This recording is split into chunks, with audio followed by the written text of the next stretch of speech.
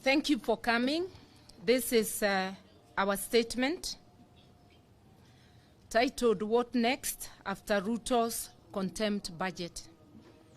Yesterday we saw what happens when a rogue and uncaring executive branch of government decides that the only thing that matters is their ego and their agenda.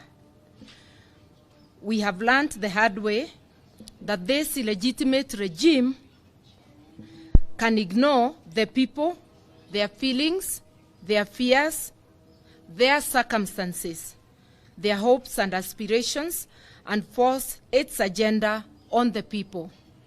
That is what Ruto and his Kenya Kwanza followers did with the passage of the Finance Bill 2023. They ignored the wishes of the majority of Kenyans, and this signals the era of dictatorship. We ask Kenyans to beware. We say pole to the millions of Kenyans who are struggling to come to terms with this harsh reality. We know many of you think this is a nightmare that will probably fizzle out. Unfortunately, it is here with us and here to stay unless we act now. Because we are not helpless, we can act. The Ruto regime ensured that the wishes of the people were ignored.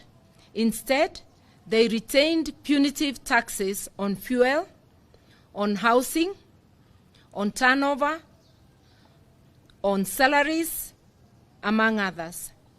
This is like showing the people of Kenya the contempt card.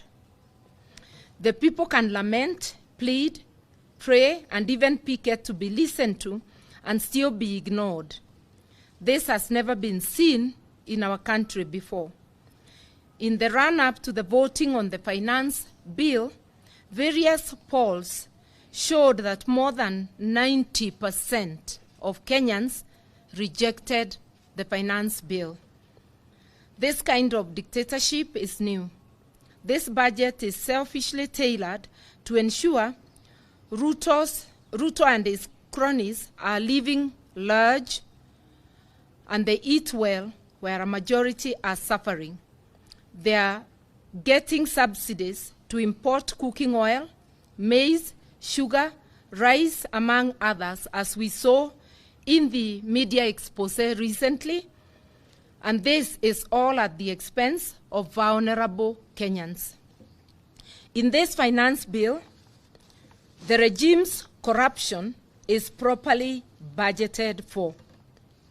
Money for the regime's cronies is hidden in the provisions like fertilizer subsidy, national agricultural and rural inclusivity, national agricultural value chain development, Kenya serious enhancement, whatever that means, emergency locust response, and small-scale irrigation and value addition, among others. What we are saying is that if these provisions are genuine, agriculture being a devolved function, these monies would be devolved to the county, but not left at the center with lofty-sounding words just to be siphoned by the corruption cartels. Where there has been inflation, we must now prepare for hyperinflation. With the new raft of taxes approved yesterday, especially the fuel tax, we must prepare that even the little that remained of our monies will simply vanish. To our MPs who fought gallantly for the people in these times of difficulty, we salute you and we celebrate you. We believe Kenyans do too.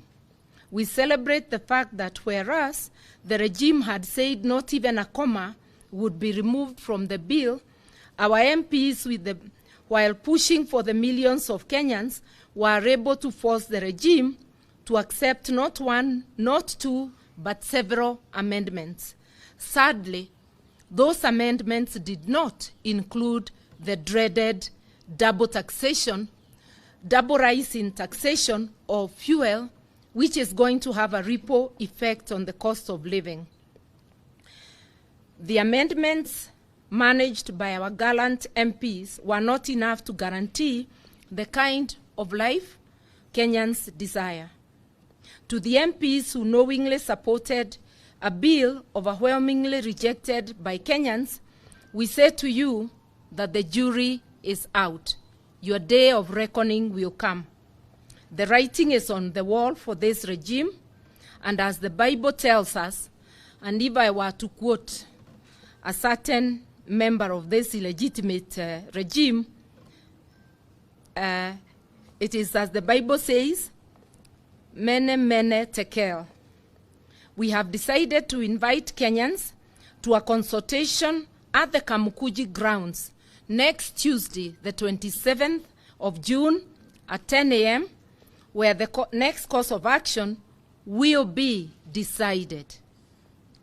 Whenever, as a people, we have come together, we have always found a solution, even to our worst problems. This time will be no different. We believe that in the end, it is the people's voices that will prevail. The only time we have suffered longer than we should is only when we have allowed dictators to rule longer than they should. And it is only when divide and rule succeeds. We must not let that to happen. The people can never be helpless in their own country against rogue leadership. Not in a democracy like ours, and not in the dictatorship they are trying to create. We want to remind Kenyans, our constitution, in the very first article, gives sovereignty to the people, which the people, even when they donate it to parliament, to the executive, or to any other organ, the people still retain the residual sovereignty, which we are asking people, let us come together next Tuesday, let us decide what kind of life we want to live. Thank you and God bless. And His Excellency, Raila Amolo Odinga, the people's president and our leader, is out on a short trip. He will be back by the meeting on Tuesday, and so is my brother, His Excellency Kalonzo Musyoka. Two other principals are in Western Kenya today, that is Oparanya and Wanjakoya. But those of us who are present, we represent the entire Azimio side, fraternity. Asanteni sana, God bless. Very good. Thank you. Do you have any questions? Yeah. Yeah.